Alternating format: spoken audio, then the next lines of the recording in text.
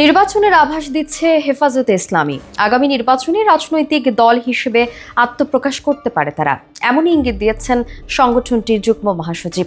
এরই মধ্যে আন্তর্জাতিক সংবাদ মাধ্যম এএফপি হেফাজতের রাজনীতিতে আসা নিয়ে খবর প্রকাশ করেছে।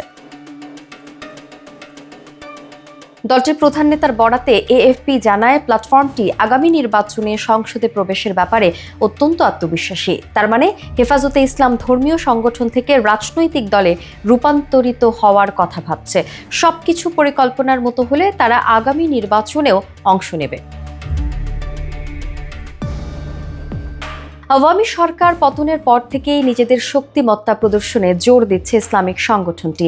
রাজনৈতিক দল হিসেবে সংসদে প্রবেশ ও শরিয়া আইন বাস্তবায়নের লক্ষ্য নিয়ে ৩ মে সোহরাওয়ার্দী উদ্যানে মহাসমাবেশ করছে হেফাজতে ইসলামী। শেখ হাসিনার শাসনামলে রাজনীতিতে দীর্ঘদিন ধরে কোণঠাসা ছিল এই কট্টর ইসলামপন্থীরা। এবার তাদের বড় জনসমাবেশ জানান দিচ্ছে মাঠ পর্যায়েও শক্তি সঞ্চার করছে হেফাজত। সংগঠিত হয়ে বড় ধরনের রাজনৈতিক পুনরুত্থানের পথে হাঁটছে কট্টর ইসলামপন্থী দলটি।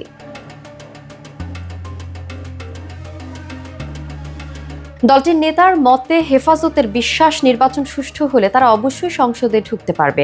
শরিয়া আইন বাস্তবায়নের বিষয়েও তাদের অবস্থান স্পষ্ট। এক্ষেত্রে হেফাজতের অধীনে দেশব্যাপী 50,000-এর বেশি কওমি মাদ্রাসা ও প্রায় 5 লাখ সদস্য এই নির্বাচনে বড় ফ্যাক্টর হয়ে উঠতে পারে।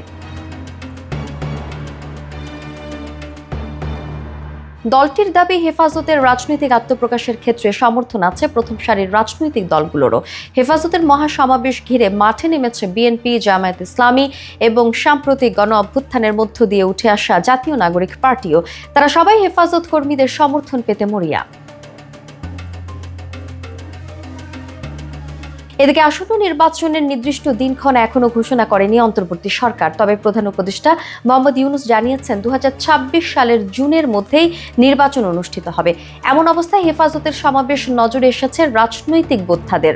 বিশ্লেষকদের মতে, আওয়ামী শাসন আমলে দীর্ঘ দমন-পীড়নের পর ইসলামপন্থীরা আবারও রাজনৈতিক মূল ধারায় ফিরছে এবং দেশের ভবিষ্যৎ রাজনীতিতে তাদের অবস্থান গুরুত্বপূর্ণ হতে যাচ্ছে।